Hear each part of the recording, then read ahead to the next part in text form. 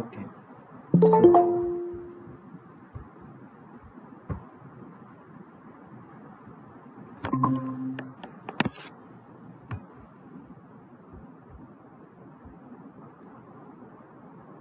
okay, I think we can start. Anyone else is coming? If anyone else is coming, they can join later. Okay, so welcome you all to the week 2 live session of the course Fundamentals of Protein Chemistry, which is being taken by Professor Shagata Dasgupta of IIT Kharagpur. I am Srijan Sen, and today I will be taking your week 2 live session, and then I would be discussing a few questions which would help you in solving your assignments, and before that I would be discussing the entire lecture in brief with you all. Okay, so I'm sharing my slide.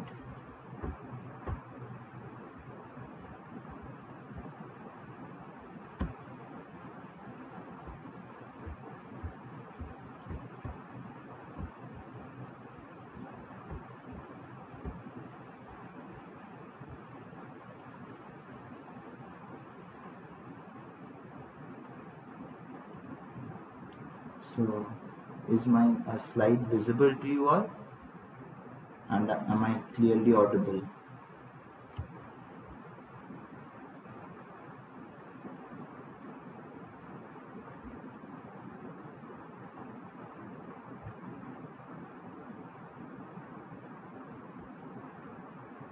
Anyone of you can please confirm that whether my slides are visible and am I audible or not? Okay, that's good then. Yes, visible and audible. Good. So we can start. So in the last class we discussed about amino acids and the peptide bonds. Then what are the different types of amino acids, and there are 20 amino acids, and the different types of the amino acids, and the different characteristics of how a peptide bond is formed between two amino acids. Okay, and the characteristic of these peptide bond that they are not single bond or double bond, rather they are partially double bond. They have a partial double bond character and how they are formed. So today we are going to discuss about protein architecture. And so previous class we have talked about the basics of amino acids,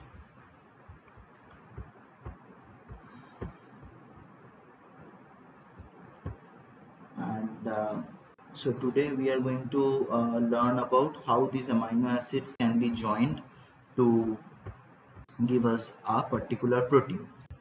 Okay, and these amino acids are the building blocks of our protein structure or a protein architecture.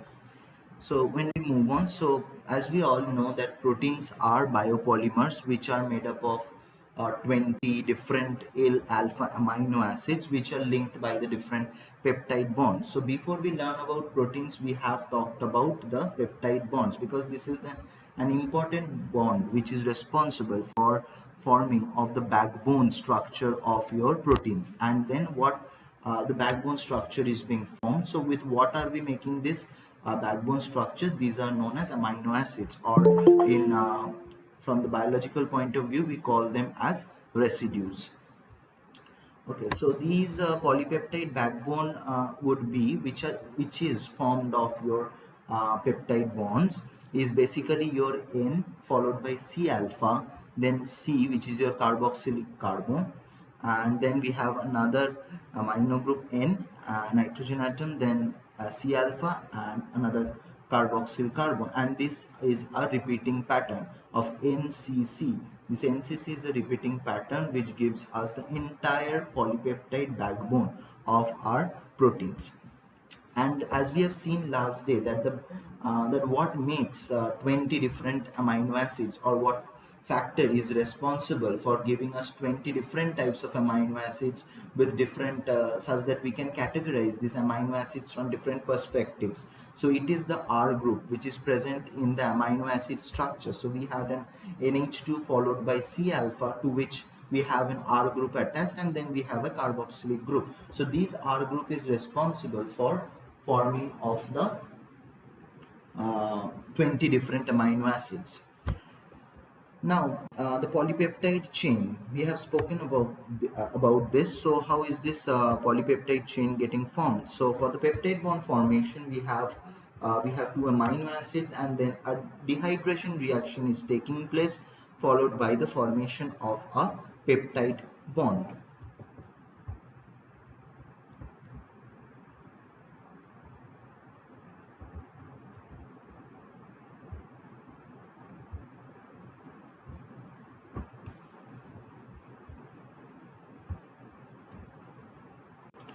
Now, when we see that here are three different types of amino acids which are present, like we have methionine, then aspartic acid, leucine, tyrosine, and for each of the peptide bond formation there is loss of one molecule of water, and each molecule of water is responsible for the formation of that peptide bond. So when there are four amino acids, three peptide bonds will be formed for a linear protein or a linear polypeptide.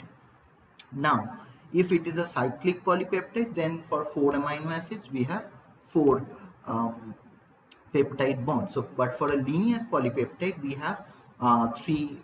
And if there are n amino acids, we have n minus one number of peptide bonds. And so here are the four different amino acids which is joined by three peptide bonds. So we have to keep one thing in mind, that this is a dehydration reaction that is taking place, and for the formation of one peptide bond there is loss of one molecule of water. Now, as we have spoken, the characteristics of the peptide bond. So these are covalent bonds, and these are the strongest known bonds in biological molecules or the biomolecules.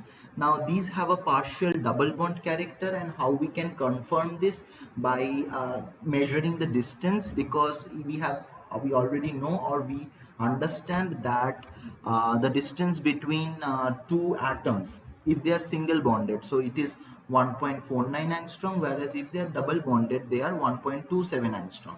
And when we measure the distance between these peptide bonds, this actually counts for 1.32 angstrom, which actually verifies the concept that these peptide bonds are neither single bonded nor double bonded, rather they are partially double bonded.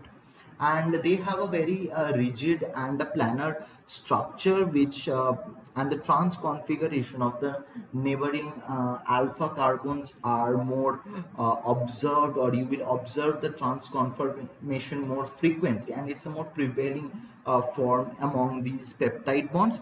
And the side chains which are present in the formation are present in these particular residues, or the amino acids which form the peptide bond can rotate on either side of this particular bond. Now, the different types of bonds which are present in the formation of your protein molecule. So those include your stronger bonds, which includes the uh, covalent bonds, which are mainly your disulfide bonds and the peptide bond. However, there are other weak interactions, you can tell, or weaker bonds in the form of hydrogen bonds, then your ionic bonds, which you can also call them as the formation of the salt bridges, and the hydrophobic interactions, which also play an important role in giving your protein a very stable or an ordered folded structure. So there are different bonds, among which we categorize, when we categorize, the stronger bonds includes your covalent bonds, and the non-covalent bonds which are in the moreover on the weaker side, which falls under the categories of your hydrogen bond, ionic bonds, and the hydrophobic interactions. Now, what are these disulfide bonds are? So disulfide bonds, as we have seen, are covalent bonds, and it is basically the formation of a bond between two sulfur residues. So if we can get back and remember that which residues have a sulfur group in their side chain, because we know that the backbone cannot have a sulfur group because it is an repetitive unit of your NCC. But so where will this sulfur group come from? So it has to be present in the side chain of a particular amino acid. So if we can recollect that, if we can recollect from the structures which are very important to remember, when we are studying something about proteins, amino acid, then we can remember and understand that sulfur group is present in only two amino acids. One is your cysteine and the other one is your methionine. But if we see that the methionine has a CH3 group which is attached to your sulfur, so making it non-reducing in nature, as well as the disulfide bond cannot form. So on the other hand, it leaves behind us is the cysteine molecule or cysteine amino acid, which is actually responsible for the formation of your disulfide bond. So we see that the disulfide bond is basically formed between your two cysteine molecules. And how are these two cysteine forming? So it is via the, you can tell when the cysteine gets reduced, that is, it loses a hydrogen atom, and then it attacks the, when both the cysteines lose your hydrogen atom, they join together by the formation of a disulfide bond. So you can see different disulfide bonds present in the A chain, beta chain, B chain, and this is the structure of your insulin, bovine insulin, where you have an alpha chain, you have a beta chain, and these two chains are basically joined by your disulfide bond. So is insulin unstable? No, because these disulfide bonds are definitely strong enough to give them the stability. So what we need to keep in mind is that disulfide bonds are formed between cysteine molecules.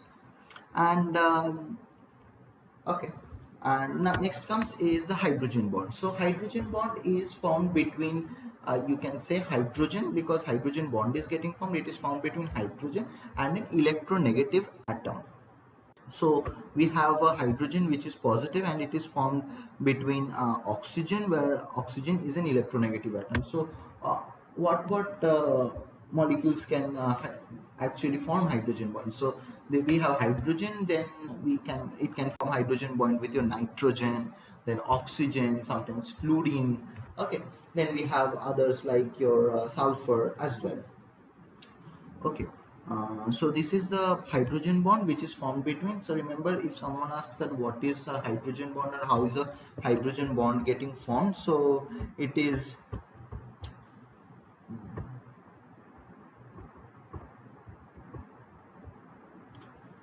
basically formed between your hydrogen atom and an electronegative atom. Okay. Now coming to the ionic bond formation. So we have heard of this term ionic bond because we have seen a lot of like these bonds getting formed. So it is formed between a positively charged ion and a negatively charged ion. So if we can see, and the pH is actually very responsible for the strength of these ionic bonds. So here we see this is a lysine residue, and the backbone is of your NCC repeats, and this is a residue from your aspartic acid. So we know that lysine is a positively charged amino acid and aspartic acid is a negatively charged amino acid. So the salt bridge or the ionic bond will be formed between your lysine and aspartic acid, the side chains. So here the concept of side chains, or why the side chains are so important. So because of this, it also adds to the stability of your protein. So there are other amino acids as well, like any negatively charged amino acid can form a salt bridge with your positively charged amino acid. So this is the entire concept of your ionic bond formation. So like your glutamic acid also forms an ionic bond with your arginine or lysine, and vice versa for aspartic acid also happens. So in the strong acid, what happens? The side chains usually remains in the NH3 plus form and COH, and the strong base, the amino acids remains in NH2 form, or the amino group remains in the NH2 form and the COO minus form. So therefore we can also tell that the pH is responsible for the formation of ionic bonds. Coming to another important bond, or this is not a particularly a bond, this is rather an interaction where there are different polar residues and non-polar residues present. The side chains can be polar or non-polar based on the different types of amino acids, and these hydrophobic interactions occurs between the two polar, the different non-polar groups as well as the polar groups. So, and what happens is that these hydrophobic interactions are means there are different hydrophobic amino acids which tend to remain in the core of your protein because they are hydrophobic in nature. They are not water loving, or the because the protein molecule in the solution would have water surrounding it. So these hydrophobic residues are actually inside the protein, and it forms the core which actually stabilizes. Because you can understand, you can draw a circle, and the hydrophobic residues are so close to each other. So via this hydrophobic interaction, it adds to the stability of your protein. Now, this is the summary of the different kinds of peptide bonds which we have studied. The first one is speaking of the hydrogen bond, which is formed between the oxygen and the hydrogen. Then we have the ionic bonds, the disulfide bridges, then the hydrophobic interactions, and also van der Waals interactions play some role in adding to the stability of your protein. So entirely these peptide bonds, apart from the peptide bonds, there are other different bonds which actually play an important role. Okay, now coming to the main topic, which is the structure of the protein or the protein architecture. So for that we have to understand about the different structures which a protein can take. So first one being the primary structure, then we have via the different interactions or via different formations of bonds, we get the secondary structure. Then these secondary structures arrange among themselves to give us tertiary structures, and finally a lot of tertiary structures collaborate to give us quaternary structure. And the native protein structure is very important for the biological function of a particular protein, and it has been also observed that loss of the native protein structure can lead to loss of not only structure but as well as function, because proteins inside our body are mostly responsible for performing different functions of different portions of our body. Okay. Now coming to the primary structure. So it is a linear sequence of amino acid which is responsible for the formation of the backbone of a particular protein. So your peptides. So these can be termed as your peptides. The primary structure is nothing but a peptide sequence which is formed by the which is the basic or the which is the basic backbone of your particular protein. Now, the peptides can be of different types. These can be dipeptides, tripeptides, tetrapeptides, as well as there can be oligopeptides as well, which can vary up to 20 amino acids. And there are different polypeptides which also have 20 to 50 amino acids. And proteins are basically combined to give us greater than 50 amino acids. So from peptides, if we start, we can form dipeptide, tripeptide, and finally we get to form a protein. So, but it has been seen now what it tells, that loss in structure leads to loss in function. But here we see that a change in only one amino acid can lead to loss in function as well, and it can lead to a diseased condition.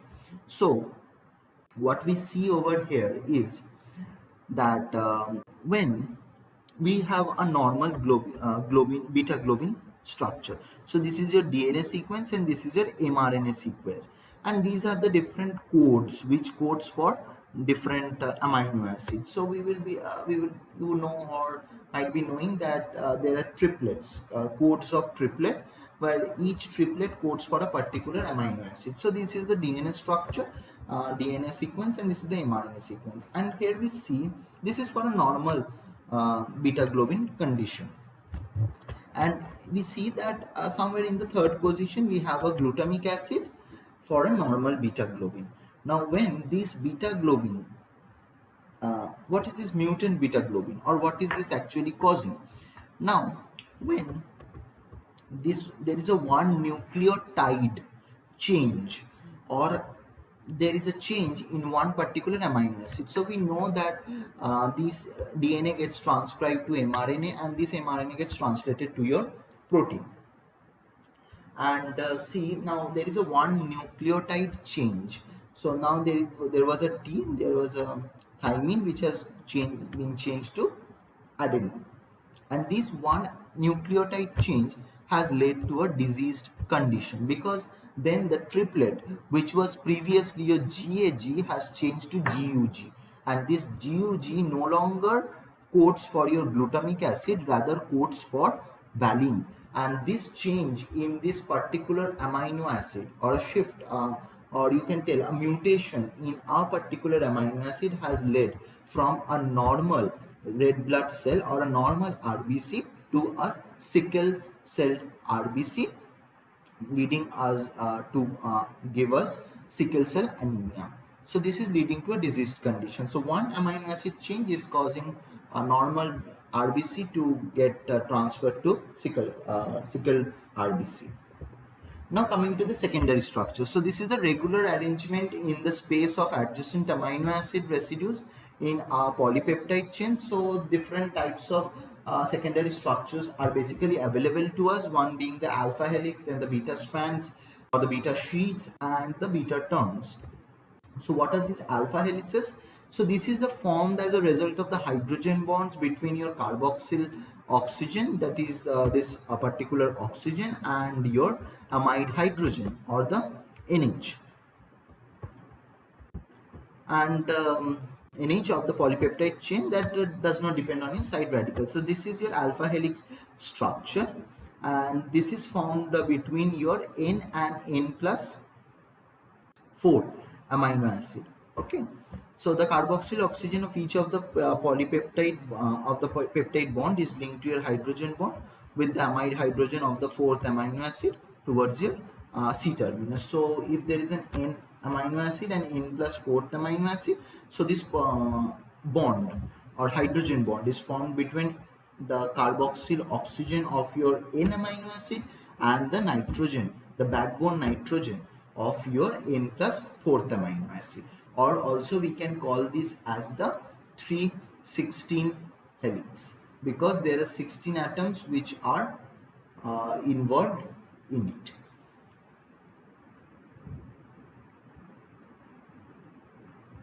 Now there are different features of the alpha helix is mostly common, and it has a stable conformation.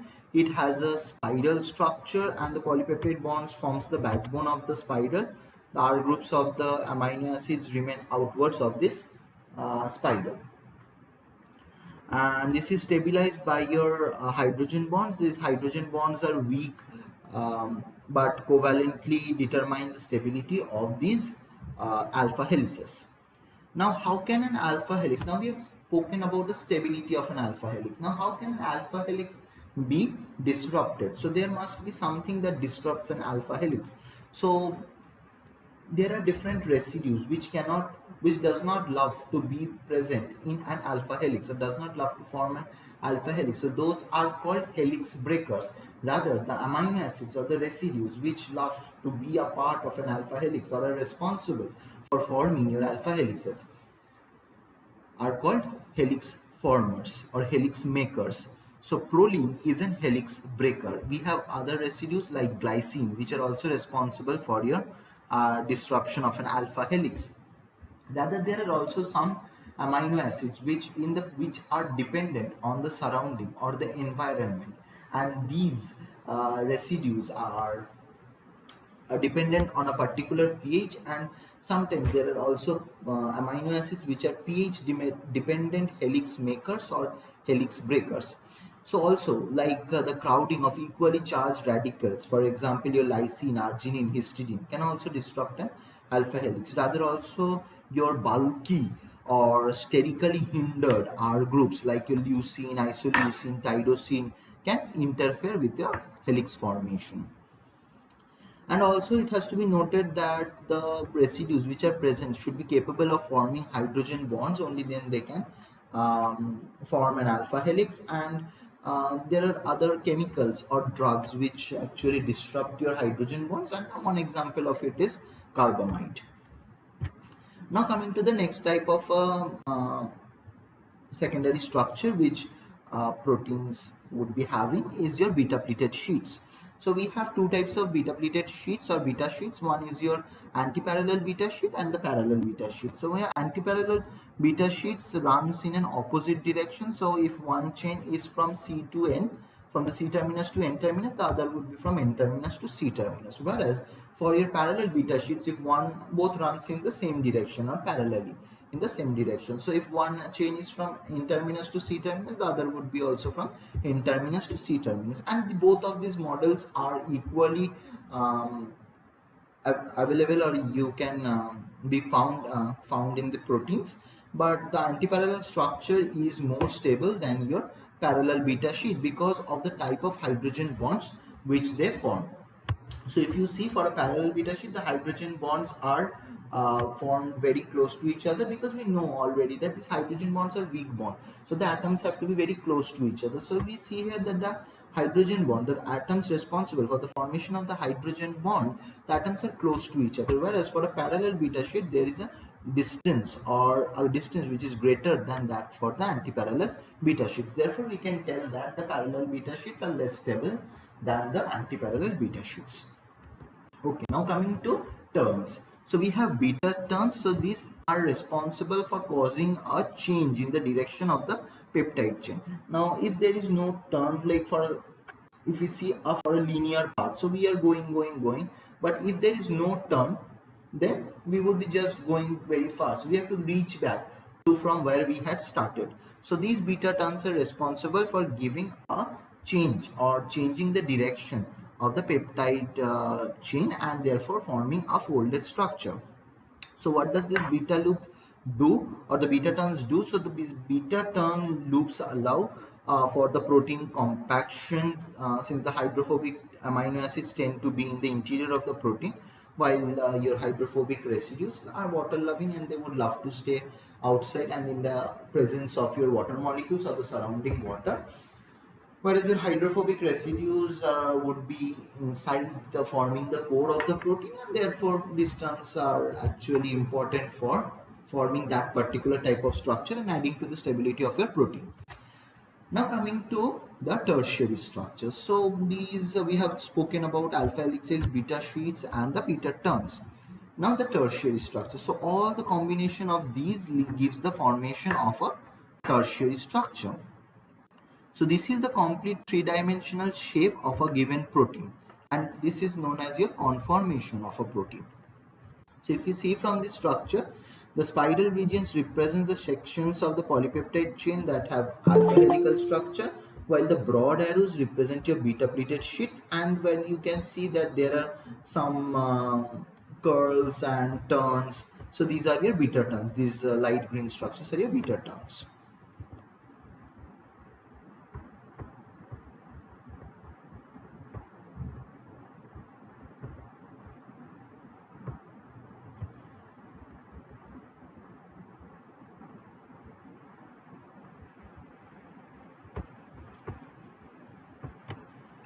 Now the tertiary structure. So this tertiary structure is a representation of the spatial relationship of the different secondary structures which I have talked about, and this is a relation between the different secondary structures which gives us a tertiary structure or a three-dimensional form of the protein.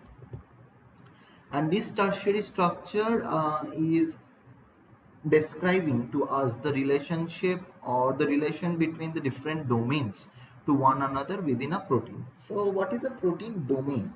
So when we speak of tertiary structures, this is a combination of different domains. Okay, so domain is basically a particular formation of the different secondary structures which has been carried over from the past to the present. Over generation this has been remained conserved. So this is a domain which has remained conserved over time. So we can identify that when we relate to very close proteins, or very nearly, when proteins have very similar structures or function, we can understand them by looking at their domains, that this particular protein has a particular conserved domain, this particular protein has the same conserved domain. That's why we can actually guess that they would be having the similar type of a function as well. So a domain is the basic structural unit within a protein molecule. It can fold into a stable structure independently, and these fold or this stability adds to different kinds of functions. So proteins can have one to many domains depending on the protein size, and a polypeptide with 200 amino acids also contains of two or more domains, and these domains are usually connected with relatively flexible areas of your protein. And this particular example, this one is an example of your pyruvate kinase, a monomeric protein which has three domains, and these three domains are actually colored in three different uh, paints. Now, this tertiary structure is based on the different kinds of interactions, because something is actually responsible for giving them that particular stability or allowing them to fold. Or so what are the interactions or the bonds that are responsible? So if we start from the top, we have an hydrophilic interaction with the surrounding water molecules. Then we have the hydrophobic interactions between the nonpolar residues, followed by hydrogen bonds. There are disulfide linkages, salt bridges, and weak van der Waals interactions as well.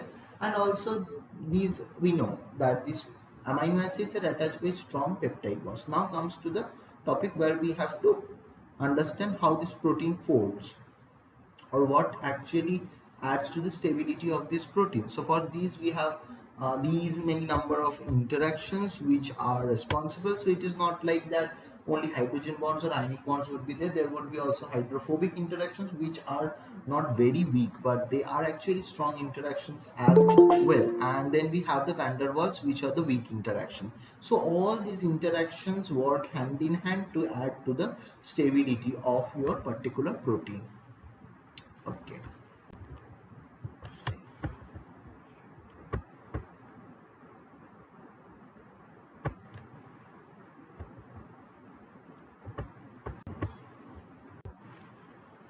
Now these are the stabilizing interactions of your tertiary structures, which are very important to keep in mind as to which or what interactions are responsible for the formation of the 3D structure of a protein. We have the hydrophobic interactions, and these are the attraction between your nonpolar alkyl and aromatic groups forming a nonpolar center that is repelled by your water. That's why they form the core of the protein, or where the water supply is not there, or where there is a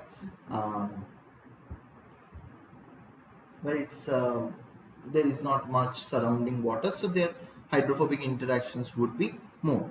And then we have the hydrophilic interactions, and these are the interactions between the polar groups or the ionized R groups and the water on the surface of the tertiary structure. The salt bridges are actually the ionic interactions which are formed between your charged residues, especially the acidic and the basic amino acids play an important role over here. Then we have the hydrogen bonds, which we have spoken that it occurs between the hydrogen atom and an electronegative atom, like your oxygen and hydrogen, or a nitrogen and hydrogen, or a fluorine and hydrogen. And then coming to the a strong bond, which is your disulfide bond, which is formed between your two cysteine molecules and in the reducing condition, and these are strong covalent links between the sulfur atoms of your cysteine. Now these tertiary, now we have spoken of tertiary structures. Now all these tertiary structures are responsible for formation of your quaternary structure. They can be a homopolymer as well as your heteropolymer. They can be anything, but all these tertiary structures combine together to give us the quaternary structures. And now monomeric proteins are the ones that are built of single polypeptide chain, whereas your oligomeric proteins can be more than one polypeptide chain, and these are called as subunits, and each unit is called a subunit and or a monomer. Now these quaternary structures are describes the joining of two or more polypeptide subunits, and these subunits each have their own tertiary structure, and the bonds between these tertiary structures are non-covalent interactions. In the formation of your quaternary structure are basically your non-covalent interactions, and these subunits can work either independently or work cooperatively. So like we have a particular protein, and this is actually very much inactive, we know, but when it forms say a dimer or a trimer, so three molecules of this particular protein come together, it becomes hyperactive. Okay, so this is actually adding to the quaternary structure of that particular protein. So we know that proteins are responsible for the function of the body. So these are, so that is why we need a active protein, or a protein that can function well. So for that we have to understand that protein from that point of view. So for that the protein might not be stable in the monomeric form, rather if it is present with three or four of its partners, it can work more actively. And these, and then when these partners do not remain, then they become very inactive, or there is a loss of function. Now this is what we call as the Ramachandran plot.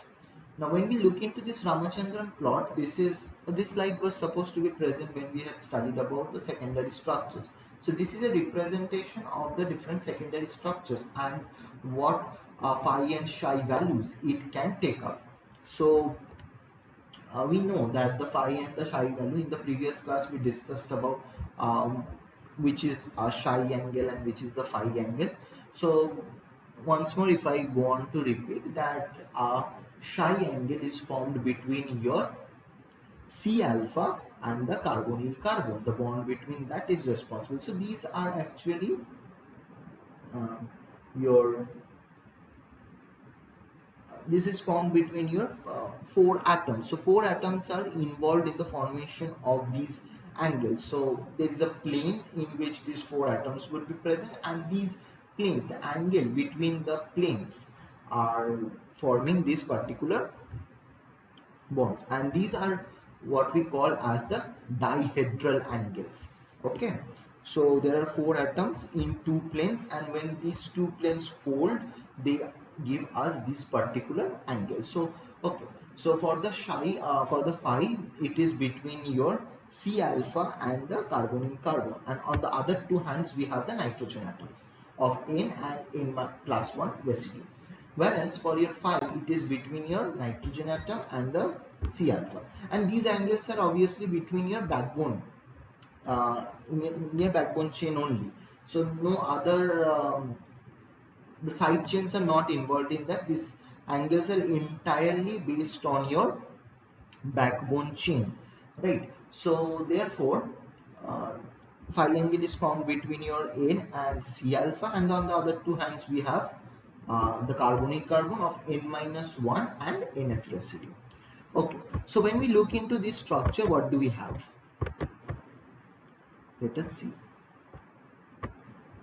So there are a lot of patches present here and there, and obviously there are different white fields also.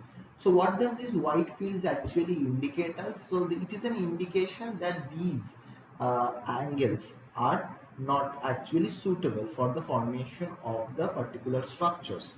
So if we see, if we move on to this place, like minus 120, phi psi minus 120 and phi plus say 160. So in this position, the amino acids are not stable, and what actually is responsible for not making them more stable, it is because of the steric hindrance.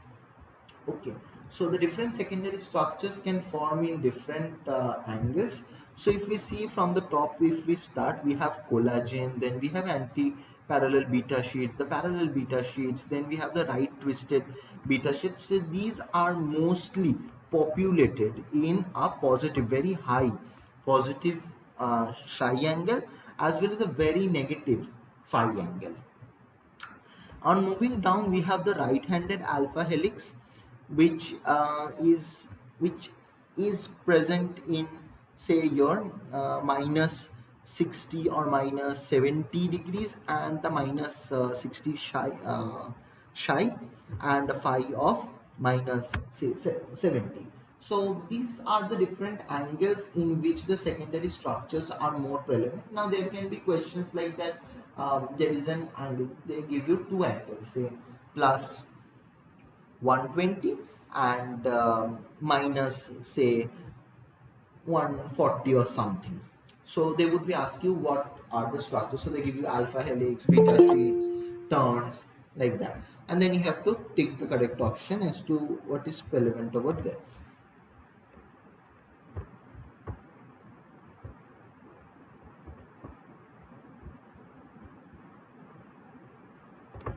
Okay.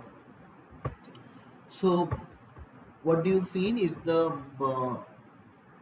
angle for collagen? So if we look very clearly, so it is having an angle of minus 150, right, in the shy position, and then for phi position we have something about say minus 80 or minus 70.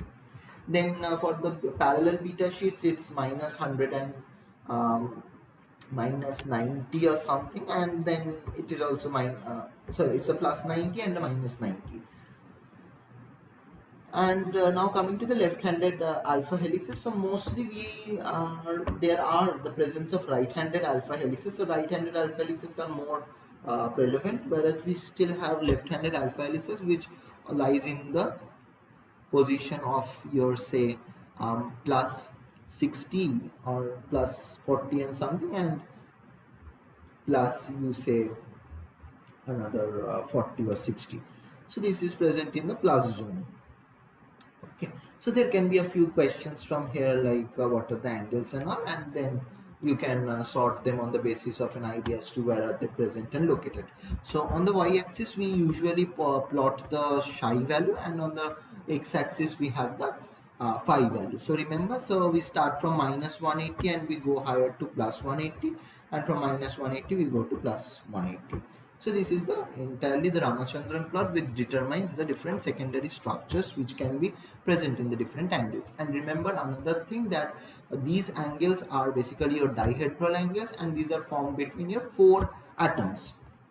Okay, where these four atoms are present in two planes, and the folding of these planes are responsible for the formation of the different angles. So this is called dihedral angle. Now coming to a different type of a protein, which we call as the hemoglobin. So this is a globular protein which has basically four subunits, and this is a quaternary protein or a quaternary structure of a particular protein. It is having two subunits with two alpha and two beta subunits. These are not your alpha helix or the beta strands. These are your two alpha subunit and the two beta subunits, and each subunit contains a particular heme group which is responsible for your oxygen binding. Now binding of oxygen in the heme group, it facilitates the oxygen which binds to the other subunits as well. So as I was telling, cooperative binding or the cooperativity of a particular protein. So when one unit is there and other unit comes, only then the protein becomes active. So this hemoglobin is an example of that, where we have one particular monomer which is not active, and then which is active but it binds oxygen very weakly. Now when there are other subunits which comes and joins, the binding becomes more and more stronger, and replacement of even one amino acid in the particular primary structure of hemoglobin is actually responsible for disrupting the function of that particular protein. So another one which also is a type of a globular protein, and it is myoglobin. So it is mainly present in the heart and the skeletal muscles, the striated muscles. These are the kind of muscles that are responsible for constantly movement, like your arms and legs. And it stores oxygen in the muscles to facilitate the diffusion of oxygen from the blood to mitochondria, the primary structure of the primary site of your oxygen utilization in the cell. Now, the capacity of myoglobin to bind oxygen in the presence of a heme group is, and the heme group is obviously more than that for your hemoglobin. And this heme group is actually a prosthetic or a helper group which contains an iron atom, and this is responsible for binding to the oxygen. So for both the myoglobin and hemoglobin, there is a heme group which actually binds to your oxygen or responsible for facilitating the oxygen binding to the different units. So for hemoglobin, there are more than one units which are responsible for the binding of oxygen. For myoglobin, there is only a particular unit which binds to oxygen via this heme group. Okay. So we know that the protein structure is hierarchical, and the molecular structure from the primary we have the sequence, the primary sequence of these amino acids which forms the primary structure joined by the peptide bonds. And now comes the different kinds of other interactions which play an important role in the formation of the secondary structures, and we can call this as the local folding of a particular protein. And now when these two or three secondary structures or a combination of different secondary structures comes and joins together, it gives us long range of folding, leading to the formation of a tertiary structure. And finally, these tertiary structures can work hand in hand or might be work single-handedly to give us the quaternary structures, and then we have large local assemblies which gives us supramolecular structures. So we need not know much about that. As far as what we can know or understand is that we have a primary structure which is formed by the different types of amino acids. Then we have the secondary structure. So there is different interactions. Then these interactions get stronger and stronger and gives us the tertiary structure. Too many number of tertiary structures gives us the quaternary structures. So as far as this is clear, now we would be speaking about how the structure determines function. So before I move on to this, we can take a 5 minutes break and then we can start with it. Okay.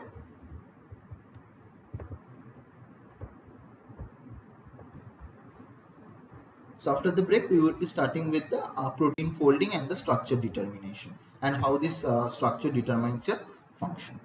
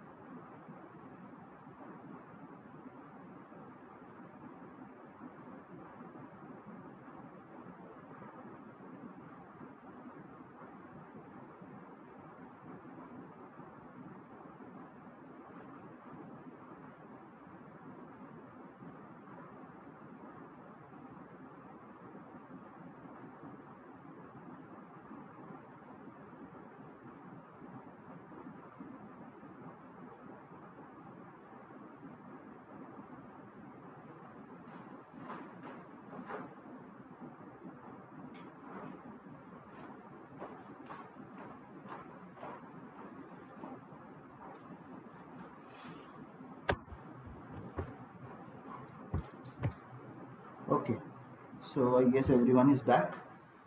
We can start.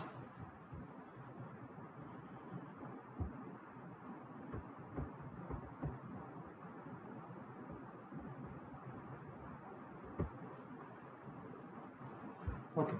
So we have spoken about the structure and all. So now about the folding. So what determines the structure? It is basically the energy and the kinetics that actually is responsible for the protein folding. So how can we determine that? So for that we have different kinds of experiments which we perform. We have NMR, we have X-ray, we have cryo-EM for determining the structure. Then we can run this protein in gel where we can see what is the molecular weight of the protein. We can perform MOL-T and all. So those are the different for finding out the molecular weight, and not for the structure we have different experiments which we can do.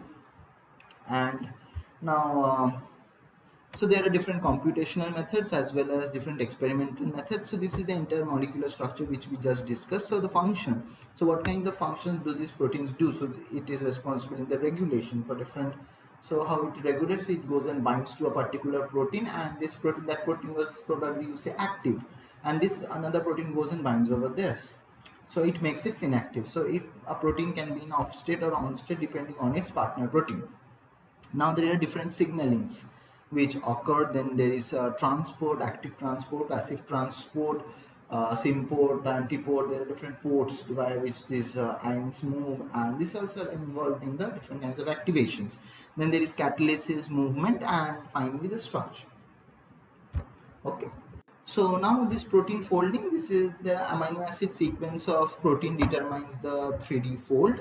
The Anfinsen experiment, we have the Anfinsen experiment where protein was treated with urea and heated to unfold it, and followed by providing urea and force folding it. So on forcefully folding it, what occurred is that the protein folded but did not fold very well, and there were different mismatches and all. So Alfinson, what he did, he actually exploited the disulfide bonds. So the disulfide on the treatment of urea or beta-mercaptolithanol, there is a breakage of the disulfide bonds, and when you are providing urea for during folding of it, okay, so what happens is that it folds but very rectally. Whereas if we actually treat it with natural agent and let it fold very slowly, then it actually folds very well, and we get back the native protein structure. So all proteins can be denatured. Some proteins have multiple conformations, and some proteins get folding help from the chaperones. Now the function of a protein is determined by its 3D fold. So how can we predict the 3D fold of a protein given its amino acid sequence? So we know the amino acid sequence, and we know that these are the helix formers, these are the helix breakers. So these are, you would be involved in the formation of your 3D structure. These would be involved in the formation of your say beta strands, and all of these can be combined to get the 3D fold. Now there is a Leventhal paradox. So if we see that there are 100 amino acids, and each amino acid can take up 3 possible conformations. Okay, so 3 to the power 100 is 5 into 10 to the power 47 conformations. And if we say that the fastest motion, that each conformation or each it takes up about 10 to 15 seconds, so it would take about 5 into 10 to the power 32 seconds, which is about some millions of years. Okay, 1.6 into 10 to the power 25 years. So how does the protein fold so quickly and give us this native conformation? So this is what we call as the Leventhal paradox. So now let us understand that what are the energies which are involved in the formation of these protein structures. So there are hydrogen bonds between the neutral groups, between the peptide bonds. Then there are the ionic interactions, which is basically the attraction and the repulsion. Then there are hydrophobic interactions, which are actually, so there are hydrophobic interactions between the different polar, non-polar groups. Then we have weaker interactions in the form of your, say, van der Waals interaction. And There are so these are the number of bonds or the interactions which are present. And finally, what are the energies or the strength of these bonds? So if we see the strength, we can actually comment on how strong or these bonds are. So if we see that disulfide bonds are the strongest, then we have the ionic bonds. The other bonds are actually falling in the category of the weak bonds. So 51 kilocalorie per mole for the disulfide bridges. Then we have the hydrogen bonds, the ionic bonds, hydrophobic interactions, and the Rickard van der Waals interaction. So all of these bonds or the interactions are responsible in giving us a very stable folded structure for a particular protein. Okay, and when we get the protein, that is actually responsible for carrying out different functions. So ultimately the structure determines function, and when there is a loss of structure, there is loss of function. So a stable protein, so this is what you can call as a stable protein, where we have the different kinds of bonds which are being formed and the protein is well folded or well close to each other to be in the active form. Whereas for protein A and C, it is a more less stable complex, and there are different kinds of less bonds and making them less stable or less folded in nature, that is making them less active, right? So this was the entire thing that we discussed about, starting from the peptide bond, the amino acids, and these are joined by the peptide bonds. Then we spoke about how what was the primary structure of a protein and what can the different structures which a protein can take up. Then we spoke about the alpha helices, the beta sheets, the turns, and how the protein can fold about each other. Then we spoke about the tertiary, how the secondary structures join together to give other tertiary structures, and how the monomers or the partner proteins can be responsible for activating or inactivating the particular protein. And this was what when we spoke about hemoglobin and myoglobin, their binding affinities to oxygen. And then we spoke about how the structure of the proteins determines the function of a particular protein, and the loss of structure is actually responsible for the loss of function. So this was the entire stuff which we discussed about the protein architecture. We got to know a lot of things. Now we would be doing a few of the questions which would be important. So theory is on one side and discussion of questions on the other side is right. So not from every place you expect questions, so that's why we discuss the questions such that you have an idea as to from where or from which portions you can expect the questions. So the way I discuss question is like that: I throw to you the questions and I expect answers from you. So this becomes a lot more of an interactive session, because just because this is a live session, it should be more interactive. So the interaction comes when we get nice answers from you. So I would be showing the questions, and then each one of you should be answering me. It does not matter whether it is right or wrong, but you should try to give an answer. Okay, so these are questions. Let's start from question number one. And okay, so you can answer me in the chat box. That will also help me to keep a track of who is answering and how well, and then I will be discussing it. Okay, so the first question.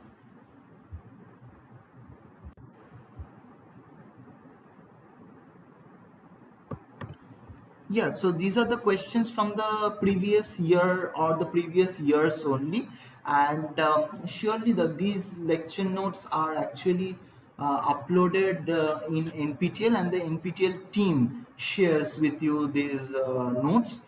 And also this, I am recording the class, so this would also be uploaded in the YouTube, so you can keep a track of that. So these are recorded live sessions, so it will also help you in looking back at the slides as well as listening to my lecture when even when you miss classes and all.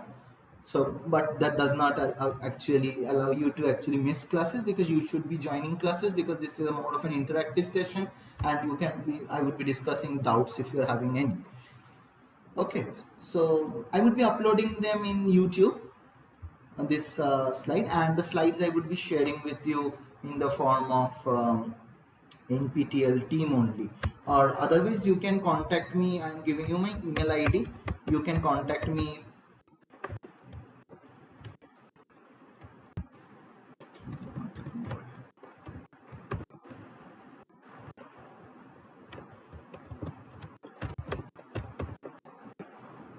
you can contact me over here, then I can actually share with you the slides if the NPTEL team does not or delays, or if you need it at very urgent.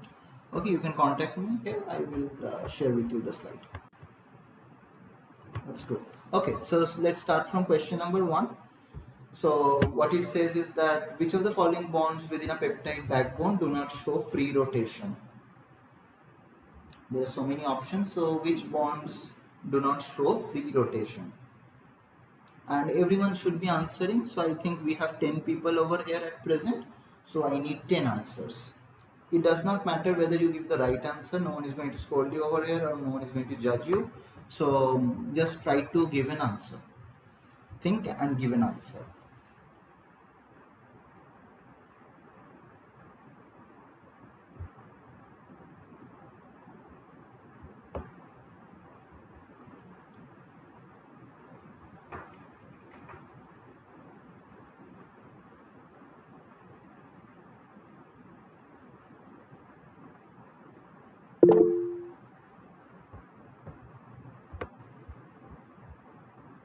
Yes. Do you have a query?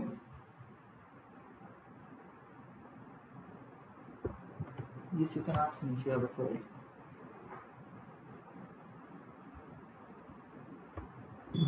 Dada, Yeah, sure. actually, the class previous day was disconnected. Can you please repeat the questions of the previous class? I think I have uploaded them in YouTube. You can check back. Okay, okay. Okay.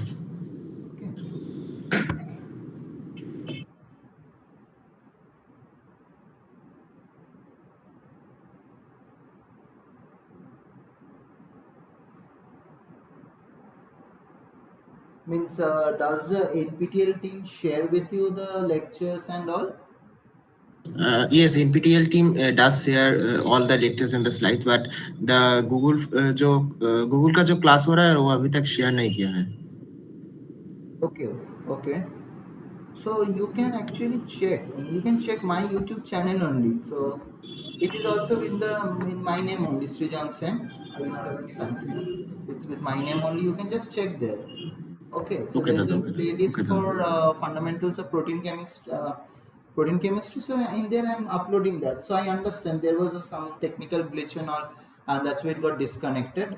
So, but I have explained everything very clearly and uploaded them. So you can check. And if you're having any problem, you can write to me in my mail. Okay, and I will get back to you.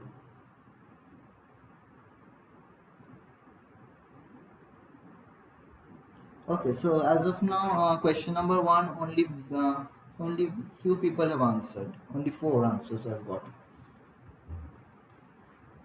Okay, but yes, everyone says B. B is the right answer because, see, due to the conjugation of your nitrogen lone pair with the carboxyl group of the amide bond, the NC or the peptide bond gets partially double bonded character, and thus the free rotation of this bond is actually blocked. So the bond which is responsible for the formation of the peptide bond, this is actually blocking the free rotation because it has a partial double bonded character. So B is the right answer. Okay. Question number 2, the primary structure of a polypeptide is formed by. So what reaction is responsible for the formation of a polypeptide?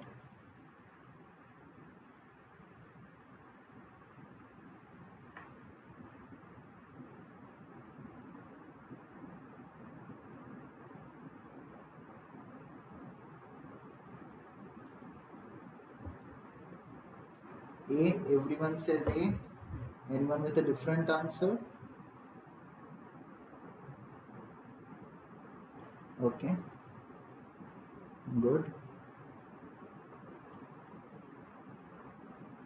Yes, so A is the right answer. It's a condensation reaction where the peptide bond is formed by the loss of a water molecule. So one peptide bond, one water molecule lost. So yes, that is a condensation reaction. Correct. So 2A is the right answer. Now, which bonds do not contribute in primary structure? NC bond, SS bond, hydrogen bonding, short bridge interaction. So which bonds do not contribute in the primary structure?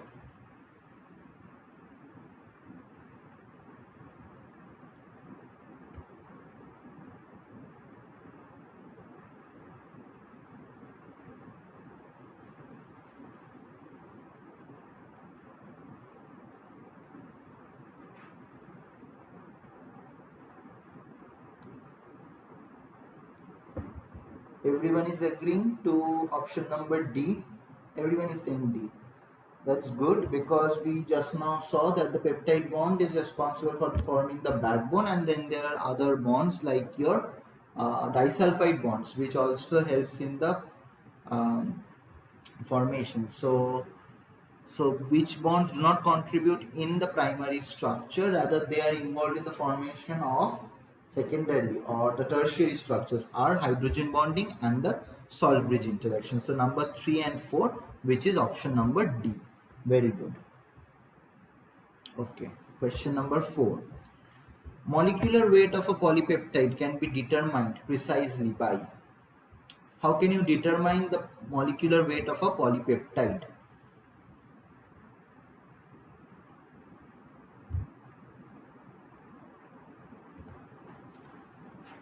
I just now was speaking in the last few minutes of the class as to how you can check the molecular weight.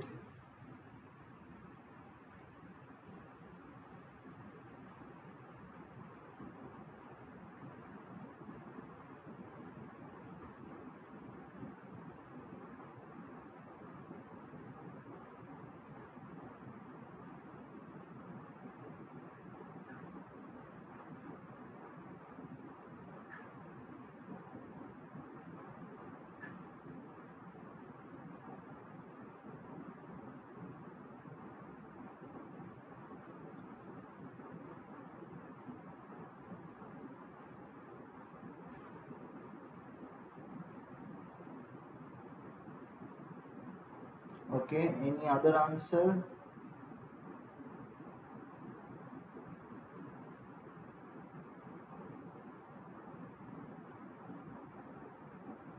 So we have agarose gel electrophoresis, we have SDS polyacrylamide gel electrophoresis, we have MALDI mass spectrometry, and the elevation of boiling point.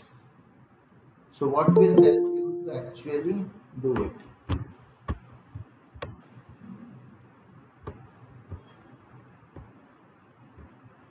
Sorry.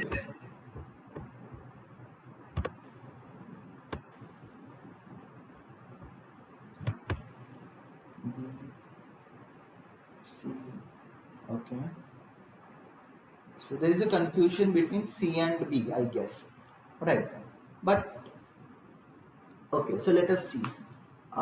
For an SDS page, you can definitely get the molecular weight of a protein. There is no doubt in that. You can get. Now, it gives you an idea. You can get an idea of what is the molecular weight of a protein. But when you want to get the molecular weight of a protein very precisely, and by each amino acid, because we know that each amino acid has a mean average weight of 110. Okay, so these SDS page, or an SDS, running an SDS page would give you an approximate idea about what is the molecular weight of a protein.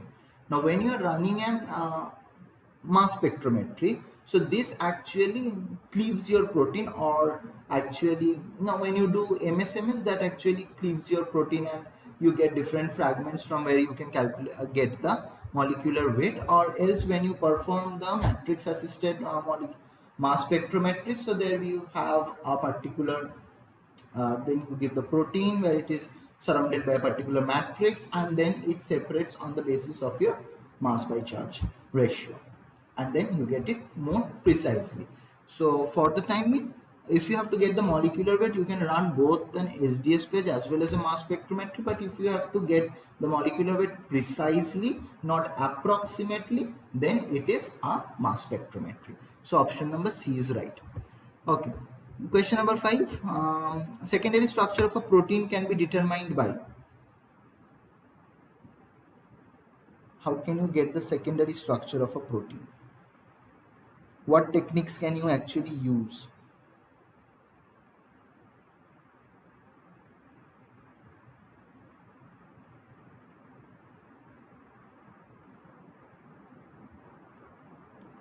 Absorption. Okay, at what wavelength does proteins absorb?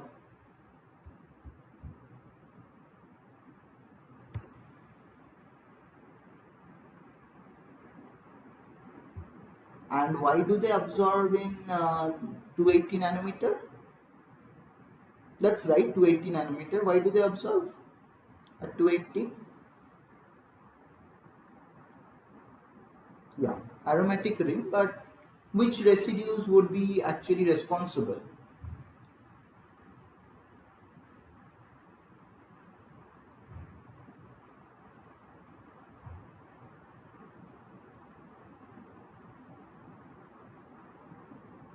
Tryptophan, phenylalanine, not right, tyrosine. That's TYR. Yeah, good. Yes, so but if it is a primary structure or a secondary structure, would the absorbance vary by much? I guess no, because even if you have a tertiary structure or a secondary structure, you get an absorbance. Okay. Anything else? Any other answers?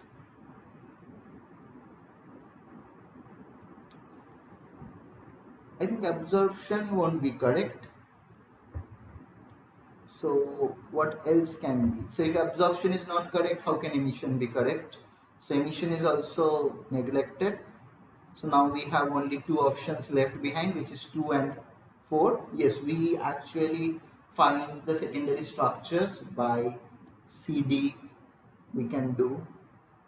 Yes, what else can we do? We can do single crystal XRD as well, scattered. Okay. So option B is CD is 2 and 4. So yes, CD spectroscopy will help you, and single crystal X-ray will also help you. XRD will also help you. So what happens over there is that you have the protein, and there is a X-ray beam which goes and strikes that particular protein. So proteins are made up of different atoms and all. So it's an analytical technique, and you have a X-ray beam which goes and strikes that particular protein or the particular atoms, and it causes a lot of diffractions. Okay, what we actually, yes, that is also true. So where you make a crystal of that protein as well, or if you even if you have a protein, you get it, and there are different diffraction patterns. So we actually measure that particular diffraction. So how much light has been diffracted. So on the basis of that, we can comment on the secondary structure of that particular protein. So that is single crystal X-ray diffraction.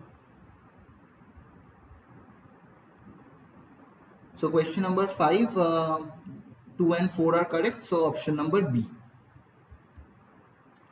Okay, question number 6. Alpha helices and beta sheets are primarily stabilized respectively by. So what stabilizes alpha helices and beta sheets?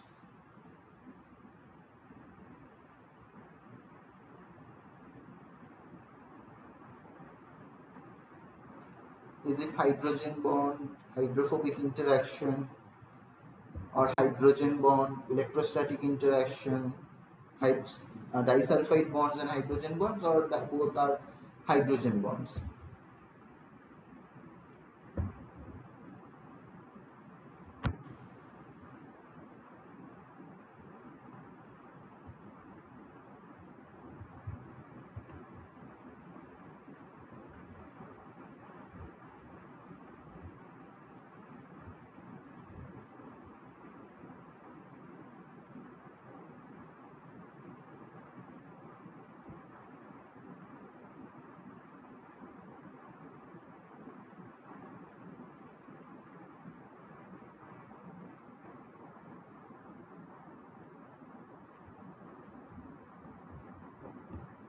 So why are only few people answering?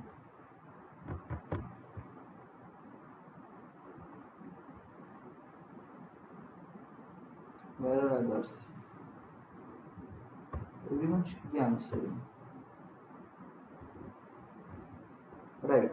So question number 6, D is the right answer for both of these uh, stabilization of the helices and the beta sheets. Hydrogen bonds are correct. Disulfide bonds are not responsible for the formation of either of these structures. So it is formed between two cysteines. So imagine that there are no cysteines only. Then how would you tell that they are actually responsible? But see, hydrogen bond is formed between your for alpha helices or for beta sheets. It's between carboxylic oxygen and the entire and the NH, the nitrogen of that NH. So for all the proteins or for the amino acids, you have the particular backbone. Okay, so we have the particular backbone which is there, and each would be having the basic structure of NCC repeat. So you have an NH, then you have a CO. So that would be responsible for the formation of the that bonds. Okay, now hydrophobic and electrostatic interactions. So for the beta sheets, so hydrophobic interactions. Now see, beta sheets, it is a sheet like structure. Okay, so hydrophobic interactions would actually need the hydrophobic molecules to be in close contact with your water molecules. Now if they are in close contact with your water molecules, they can never interact with the other hydrophobic residues. Okay, and just because it is a sheet, it's a planar like structure, it cannot form like that. Now coming to the other thing, which is your electrostatic interaction, that can be somewhat even possible, but that might not add to your stability. Now you see these beta sheets would be having mostly your the backbone is not responsible for the formation of the electrostatic interaction, because they can either form your peptide bonds or your hydrogen bonding, but the ionic interactions are actually between your charged amino acids. Okay, so these charged amino acids are not present on the backbone, and you cannot also tell that means it is on a generalized basis that this is the basic structure of your this peptide bond, and this peptide and the secondary structures are getting formed. So there might not be, on the same basis you can tell that there might not be any cysteine or a charged amino acid which would be forming your disulfide or your charged ionic bonds. So on the basis of that, we can just neglect the fact that electrostatic interactions or your hydrophobic interactions or disulfide bonds would be would play a major role in adding to the stability of your alpha helices or beta sheets.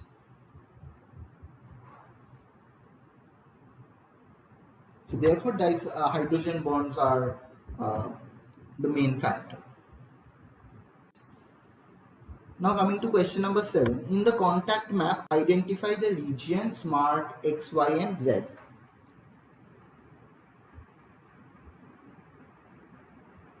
So for this you have to understand the contact map.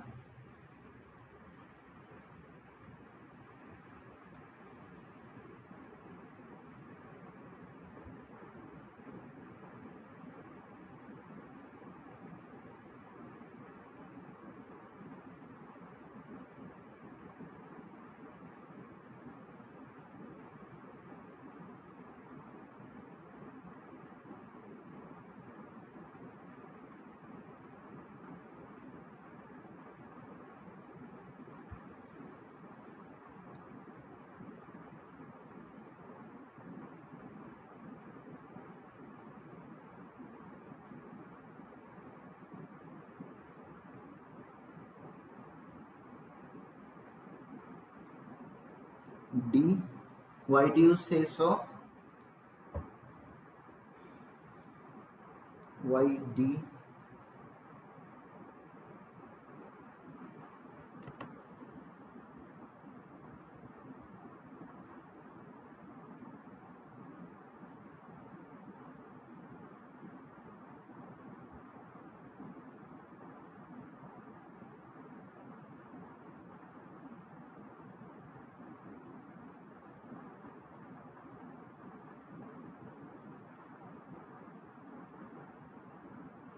So we have three things here: a parallel beta sheet, a alpha helix, and an anti-parallel beta sheet. So what is what?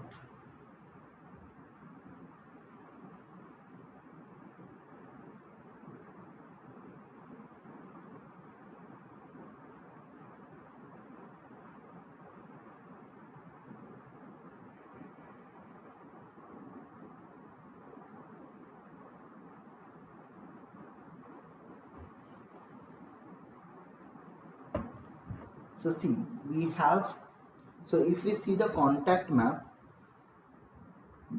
this perpendicular or this diagonal line in diagonal alpha helix is present in contact map. Okay.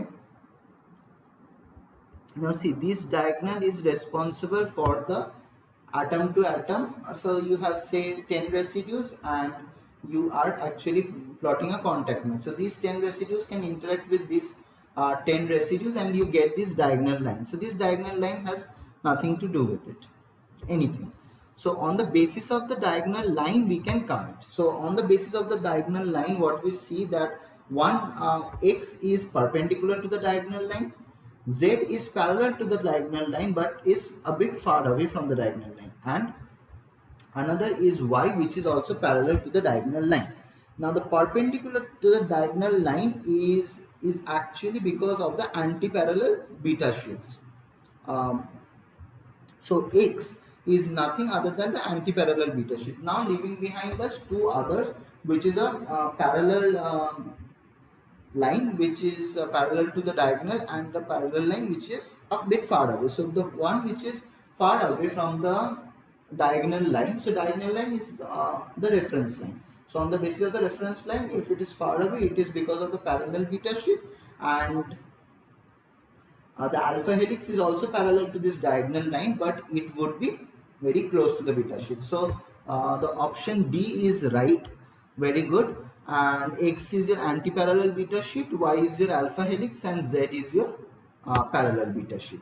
So it's a bit difficult to understand the contact map unless you do these things in hand, because it is done in a computational way. So the diagonal line is the reference line, and when you get parallel, so it can be either alpha helix or the parallel beta sheet. So the parallel beta sheet is a bit far away from the diagonal line, and alpha helices are close to the diagonal line, and if it's a perpendicular uh, plot you are getting, then it is because of the anti-parallel beta sheet.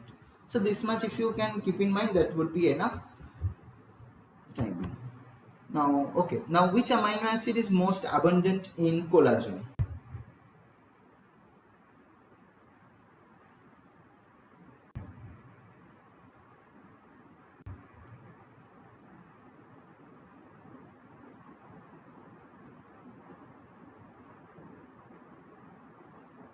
What are the repeats of amino acids present in collagen?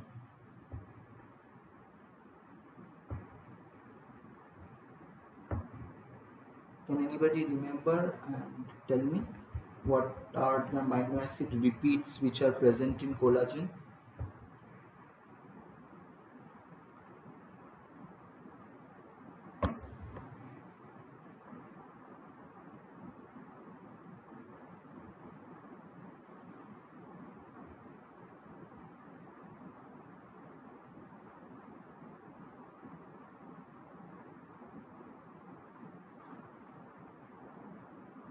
No one? So remember, collagen has, someone says B. Okay, so collagen has repeats of one amino acid followed by X and Y. So that particular amino acid is your glycine. So remember, collagen has repeats of glycine, X and Y. So we have glycine. So where we have glycine is number 3. So 3 is present in 2. So it can be either 1 or 2. Now I have given you the hint. We have glycine followed by X and Y. Now tell me what is X and Y. So there is glycine and another one you have to find out. If you can tell, remember and tell me. So glycine is there.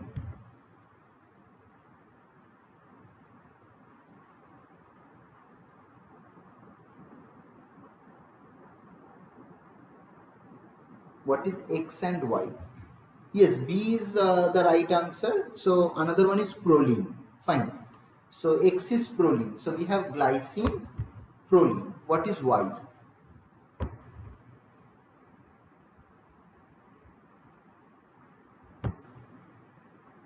Y can be either of the two.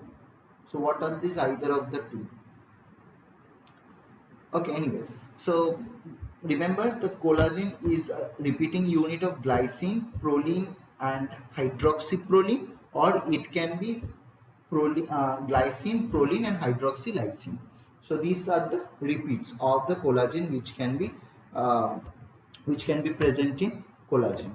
So as of now, proline and glycine is right. So 1 and 3, B is the right answer. Okay. Now question number 9. The interacting surface of a membrane protein. The interacting surface of a membrane protein with the membrane is. See, it's not about why not glutamic acid, because that is the repeating unit of collagen. Means it is the repeating unit. Now you cannot tell why are peptide bonds losing water and not ammonia, because it is via the formation of that it gives us collagen.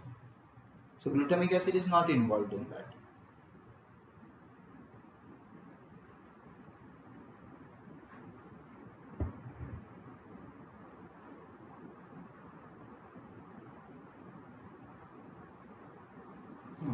Now question number 9.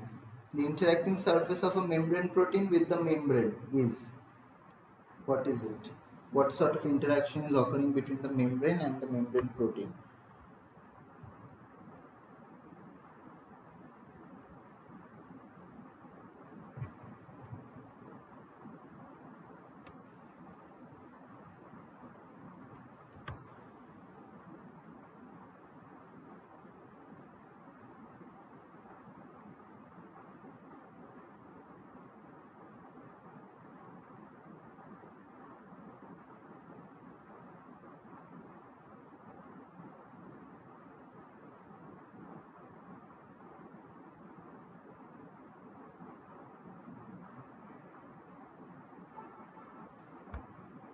Okay, so what are you telling?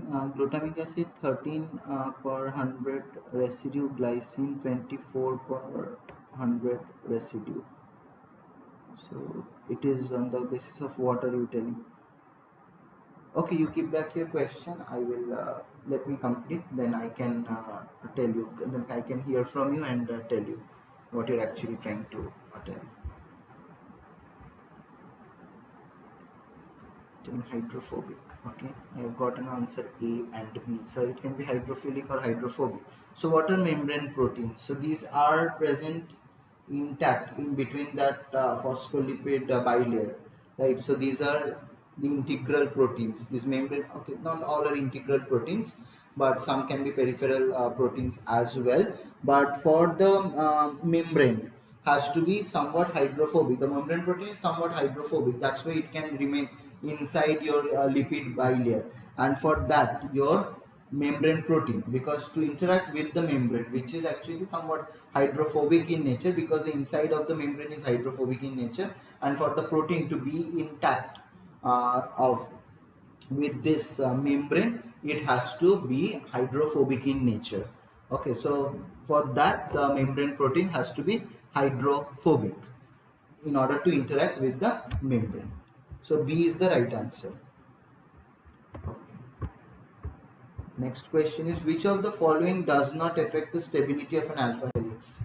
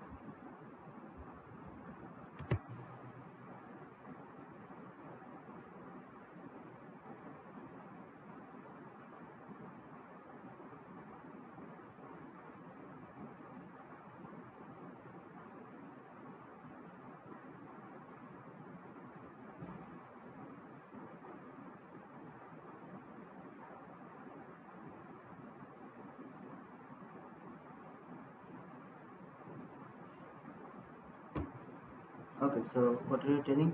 Any other condition of membrane protein interaction with the lipid bilayer? So see, these membrane proteins can interact via these hydrophobic interactions mostly. Okay, now there can be other definitely some interactions from inside of the cell as well as the extracellular membrane as well, because the extracellular membrane which remains is mostly hydrophilic in nature. So in order to interact with the protein, what interactions do you see? There are protein protein interactions, there are lipid lipid interactions. So for this, the membrane protein is mostly in this hydrophobic interactions, performs hydrophobic interactions mostly. Okay, so what is the answer of question number 10? So which of the following does not affect the stability of an alpha helix? So presence of alanine and serine residues, right? That is the correct answer. It does not affect the stability of an alpha helix. These are the direct questions you would be understanding. Okay. Now, which secondary structure has a strong unidirectional dipole moment? If you see the structure, it has a unidirectional dipole moment. So what has a unidirectional dipole moment? And where is this dipole moment coming from?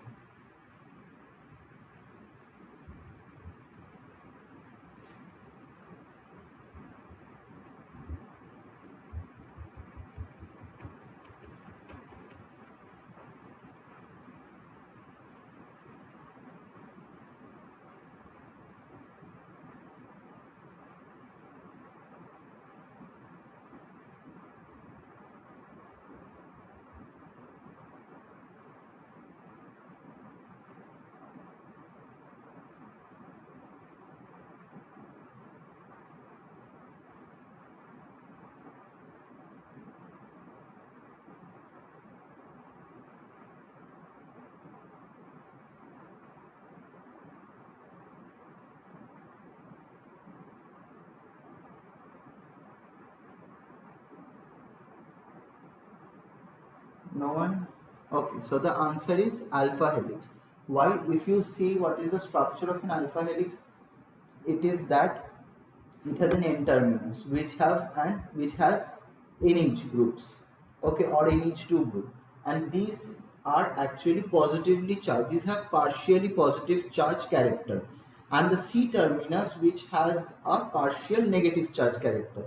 So if you see that the mostly the positive charge would be concentrated towards the N terminus, and the negative charge would be mostly concentrated towards the C terminus, and there is a uniform or a uh, unidirectional dipole moment between this positive and this negative charge, which is causing this unidirectional dipole moment to occur.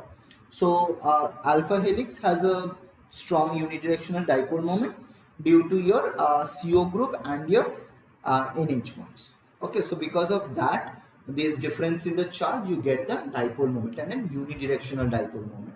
So alpha helix is the right answer. Now question number 12. The factors responsible for the adoption of a specific protein conformation in an aqueous solution are. What are the factors responsible in an aqueous solution?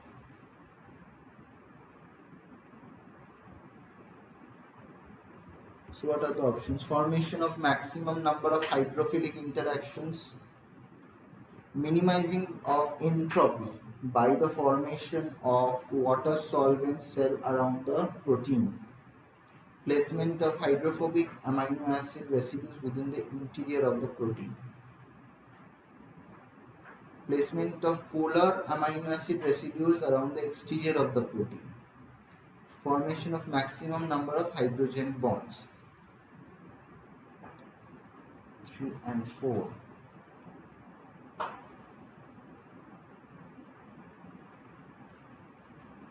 A lot of things can be correct, but you have to think from the folding point of view. What all is needed for a protein to fold? I'm telling that a lot of options can be correct. Okay, but what is actually helping it to build up a conformation? Don't think the protein to be unfolded and it's linear. Think from the point where it is folded. So what can be the missing C? So it's 3 and 4. Placement of hydrophobic residues within the interior.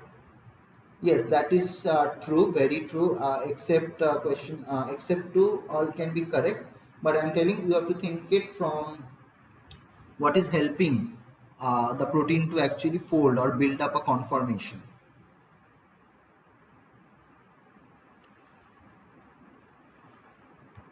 So just because there are only two options correct, you have to choose any two. Very good. So it's 3 and 5. So see, if it is a linear protein, it can interact with the water molecules of the surrounding. It can have a lot of hydrophilic residues on its outer membrane, and it can form a lot of hydrogen bonds as well. So there is nothing to think about it. But what you need, it is the hydrophobic interaction that is very important for your building up a conformation of that particular protein. So hydrophobic interactions are very important because these will be present in the core. The concentration of the hydrophobic residues in the core would be the most, and it would be involved in the hydrophobic interaction. Definitely the hydrophilic or the hydrophilic amino acids would be interacting with the water molecules, that is true. But for building up that the hydrophilic molecules, the residues can also do when it is not folded.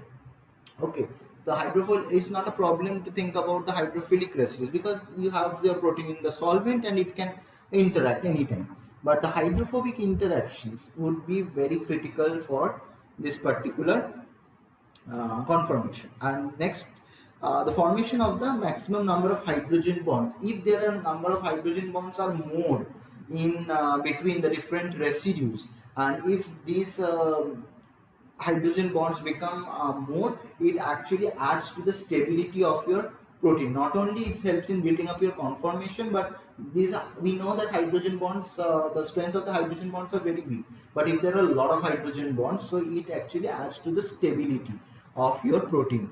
Okay, so option D is right. Rather than that, 1 and 4 are also correct.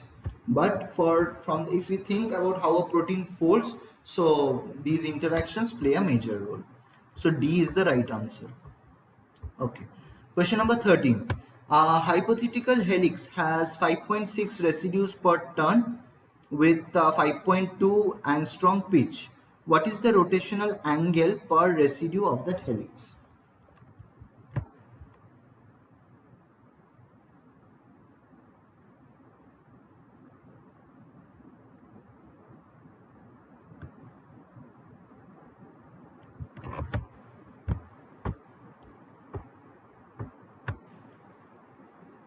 So you have a hypothetical helix which has 5.6 residues per turn with 5.2 angstrom pitch.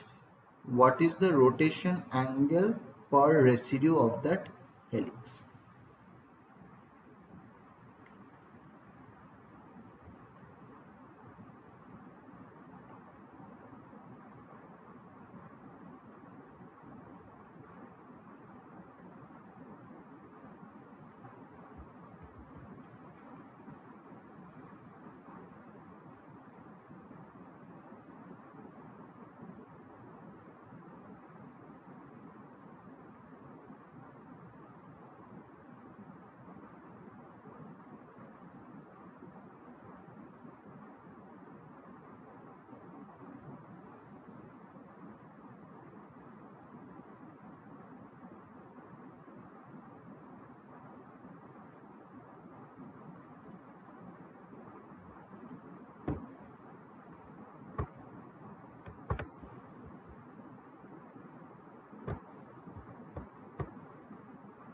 No one? So what is given over here? So there is a helix which has 5.6 residues in one turn. And now, so what is the rotation per residue? What can be the maximum rotation per residue? It can be 360 degrees. So we have 360 degrees, which is the rotation per residue. And how many residues do we have per turn? So per turn we have 5.6 residues. So here the pitch that is given is 5.2 angstrom is not, this is just an information only, and there are no other roles to which can it take place. So the helix is there, which is 360 degrees, and then we divide it by 5.6, which is residue spot time. So maximum rotation which it can take by the number of residues. So 360 by 5.6, so how much it comes? It's B. If that's B is good. Okay, so I think it's 64.3, somewhat like that. So B is the right answer. So 360 by 5.6, because the total the angle of rotation 360, the total rotation, the maximum rotation divided by 5.6. Okay, good. So 13B is the right answer. Now, question number 14. This is a good question. Dihedral angles phi and psi for beta sheet are respectively.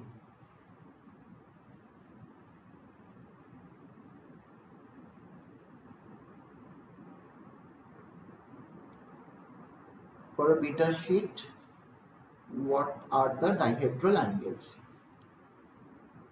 Just try to recollect what I showed in the Ramachandran plot. What is the position of these beta sheets? In the y-axis we have the psi value, and in the x-axis we have the phi value. So what would be phi and what would be psi? Let us see what others answer, then I will tell. Negative, positive. Okay, any others? Only there are people, but only 1, 2, 3, maximum 4 people are answering. This is an interactive session. Everyone should be answering. At least try to answer.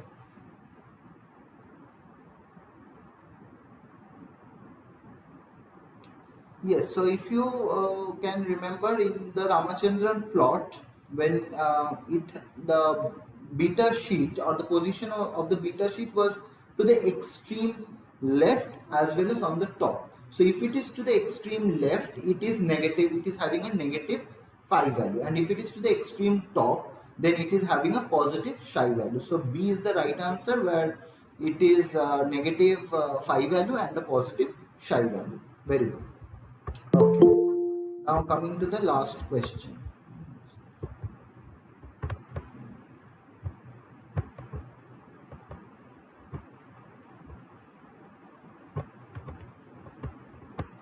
So the last question is, which property makes myoglobin and hemoglobin different? Sorry, just a minute. Yes. So which property makes myoglobin and hemoglobin different?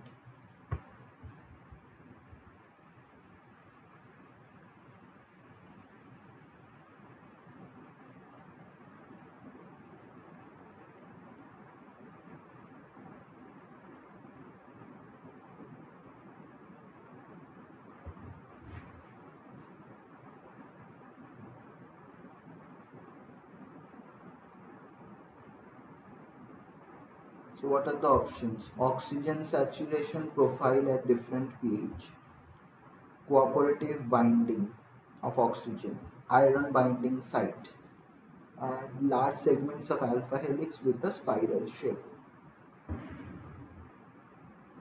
Tell me which is the right answer. This is the last question of the day.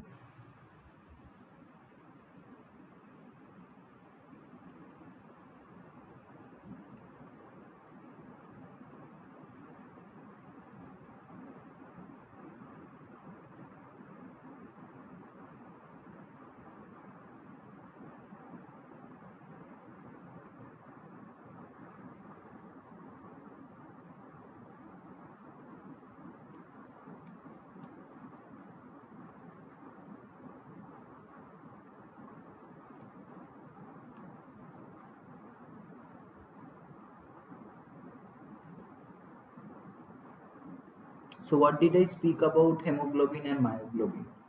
Myoglobin has 2 alpha and 2 beta subunits. So one when oxygen comes and binds to one subunit, the binding of the other subunits to oxygen actually increases. So what do we call that? That is cooperative binding, but that does not occur in the case of myoglobin. So 2 is correct. So now we have other options with 2, which is iron binding site. So that is same for both. That is the heme group that is binding your hemoglobin and your myoglobin. So that is not different. So that option is neglected. Now large segments of alpha helix with a spiral shape. That is also not true, because it has more or less a similar structure. Only the difference is that myoglobin is a single moiety, whereas for whereas for your hemoglobin there are two alpha subunits and the two beta subunits, and these can be formed of your, say, spiral alpha helices, or can be of your beta sheets as well. So the iron binding site is not right. Okay, and the last segments of alpha helices is not correct. Now, what is the first option? What is it saying? So, oxygen saturation profile. Now, as I was saying, that myoglobin has higher binding affinity to oxygen. So, what it will do, when in the presence of oxygen, myoglobin will get saturated faster, because there is the presence of, and on the other hand, what hemoglobin is doing, it one to one unit it is binding, then the other unit is actually getting active, and it another time it binds. So the time taken for hemoglobin to bind to oxygen is much longer, hence it gets saturated also. The saturation power of hemoglobin to oxygen is also less, so myoglobin gets saturated more faster because of its high binding affinity. So the oxygen saturation profile for myoglobin and hemoglobin would be different. Therefore, your myoglobin and hemoglobin differs in these two perspectives. One is your cooperative binding with oxygen, and the other one is your oxygen saturation profile. So 1 and 2 are the right answer. So for question number 15, A is the correct answer. So that is all I have to share with you and discuss with you. Thank you. And if you have any questions, please.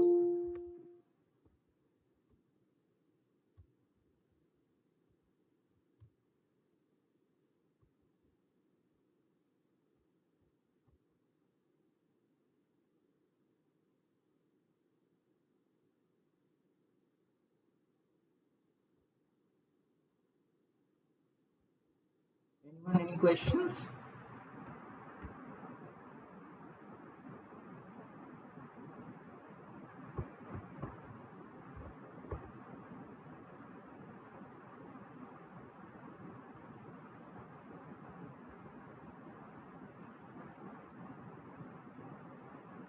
If there are no questions, then I think we can dismiss the class.